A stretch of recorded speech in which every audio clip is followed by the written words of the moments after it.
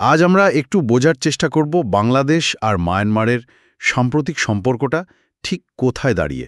হ্যাঁ, বিশেষ করে ওই সীমান্ত পরিস্থিতি আর রোহিঙ্গা সংকট এই দুটো বিষয় তো খুবই গুরুত্বপূর্ণ এখন। হ্যাঁ, আমাদের হাতে বেশ কিছু সূত্র আছে, সেগুলো ঘেঁটে আমরা দেখব আসল ঘটনাটা কি ঘটছে, কেন ঘটছে। আমাদের লক্ষ্য হবে মূল বিষয়গুলো আর তার পেছনের কারণগুলো একটু সহজভাবে তুলে ধরা, তাই তো? একদম।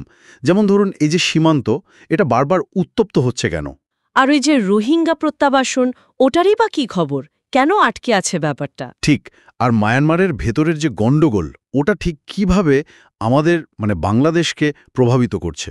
চলুন সূত্রগুলো কি বলছে দেখি। আচ্ছা, প্রথমে যদি সীমান্তের দিকে তাকাই, সূত্রগুলো তো বলছে মিয়ানমারের রাখাইন রাজ্যে ওদের আর্মি আর আরাকান আর্মির মধ্যে লড়াই চলছে। বেশ ভালোই লড়াই। হ্যাঁ, আর সেটার আঁচ তো সরাসরি আমাদের এখানে এসে লাগছে, তাই না? হ্যাঁ, প্রায় তো শুনি গোলা বা মর্টারের শেল এসে পড়ছে এপারে। হতাহতের ঘটনাও তো ঘটছে। আর এই নিয়ে ঢাকার মিয়ানমার রাষ্ট্রদূতকেও তো বেশ কয়েকবার ডেকেও পাঠানো হয়েছে। হ্যাঁ, তলব করা হয়েছে। কিন্তু বিষয়টা কি শুধুই গোলাগুলিতেই থেমে আছে? সূত্রগুলো কিন্তু আরো গভীরে যাচ্ছে। কি রকম? এই যে সংঘাত, এর ফলে শুধু যে আমাদের সীমান্ত এলাকার মানুষ আতঙ্কে আছে তা না। ব্যাপারটা হচ্ছে ওদের নিজেদের লোক, মিয়ানমারের সীমান্তরক্ষী বাহিনী, বিজিপি বা সেনা সদস্যরাও। ওরাও? হ্যাঁ, অস্ত্র নিয়েই পালিয়ে বাংলাদেশে ঢুকে পড়ছে, আশ্রয় নিচ্ছে। এটা তো মারাত্মক পরিস্থিতি, যদিও মানবিক কারণে আশ্রয় দেওয়া হচ্ছে হয়তো। হ্যাঁ, দেয়া হচ্ছে এবং পরে আলাপ আলোচনা করে ফেরতও পাঠানো হচ্ছে।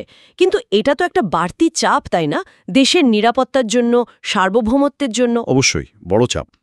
আচ্ছা, আর এই সীমান্ত উত্তেজনার একটা সরাসরি প্রভাব আমরা দেখলাম সেন্ট মার্টিন দ্বীপের উপর, তাই না? ঠিক।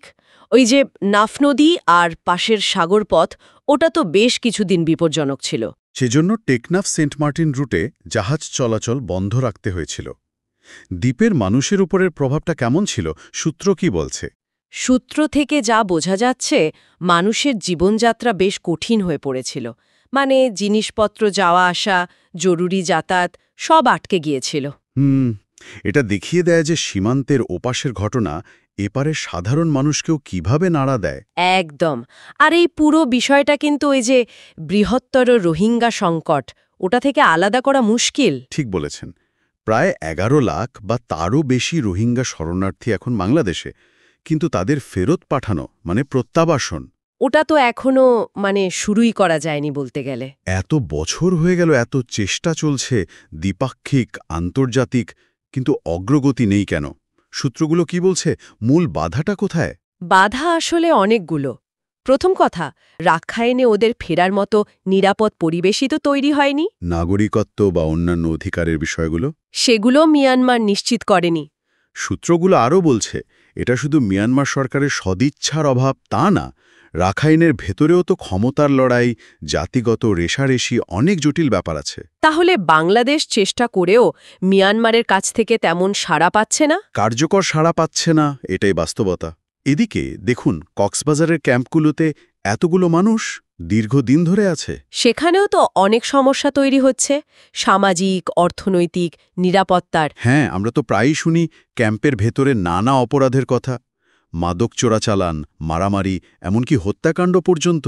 এর সাথে আবার আন্তর্জাতিক সহায়তার বিষয়টাও তো জড়িত। ঠিক, এটাও একটা বড় সমস্যা হয়ে দাঁড়াচ্ছে। এই বিপুল সংখ্যক মানুষের জন্য যে আন্তর্জাতিক সাহায্য আসছিল, তার তহবিল কিন্তু এখন কমে আসছে। তাহলে তো ক্যাম্পের ভেতরের পরিস্থিতি আরও খারাপ হতে পারে, খাবার, স্বাস্থ্যসেবা সেগুলো ব্যাহত হচ্ছে, আর তাতে ভেতরের অসন্তোষ, অস্থিরতা আরও বাড়ার ঝুঁকি থাকে।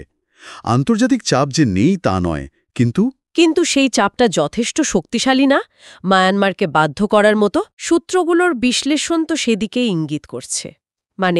চাপ আছে, কিন্তু মিয়ানমারকে নীতি বদলাতে বাধ্য করার মতো কার্যকর হচ্ছে না। আচ্ছা, এত সব কিছুর পরেও কি দুই দেশের মধ্যে যোগাযোগটা আছে? কূটনৈতিক চ্যানেলগুলো কি খোলা? যোগাযোগ একেবারে বন্ধ হয়নি। বাংলাদেশ সরকার চেষ্টা চালিয়ে যাচ্ছে, সীমান্ত পরিস্থিতি নিয়ে, রোহিঙ্গা সমস্যা নিয়ে কূটনৈতিক চাপটা ধরে রেখেছে। বিভিন্ন ফোরামেও নিশ্চয়ই বলছে। হ্যাঁ, আঞ্চলিক, আন্তর্জাতিক সব প্ল্যাটফর্মেই বিষয়গুলো তোলা হচ্ছে। কিন্তু ওই যে বললাম, মিয়ানমারের ভেতরের অবস্থা আর দীর্ঘদিনের অবিশ্বাস, এসবের কারণে আলোচনাগুলো তেমন ফল দিচ্ছে না। তাহলে সব মিলিয়ে আমরা কি দেখছি? মিয়ানমারের ভেতরের সংঘাত সরাসরি আমাদের সীমান্তে প্রভাব ফেলছে, রোহিঙ্গা প্রত্যাবাসন প্র্যাকটিক্যালি আটকে আছে। আর আন্তর্জাতিক সাহায্য কমছে, চাপটাও যথেষ্ট কার্যকর না। পরিস্থিতিটা বেশ ঘোলাটে। একদমই তাই। আর এই জটিল অবস্থা থেকে একটা বড় প্রশ্ন কিন্তু উঠে আসছে। কি প্রশ্ন?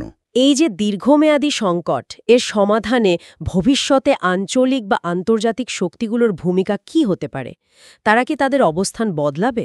বিশেষ করে যখন মিয়ানমারের ভেতরের পরিস্থিতি নিজেই এত অনিশ্চিত আর পরিবর্তনশীল। ঠিক, এই ব্যাপারটা নিয়ে আসলে আরও অনেক গভীরভাবে ভাবার, বিশ্লেষণ করার অবকাশ আছে। এটা হয়তো আজকের আলোচনার বাইরে, কিন্তু প্রশ্নটা থেকেই যাচ্ছে।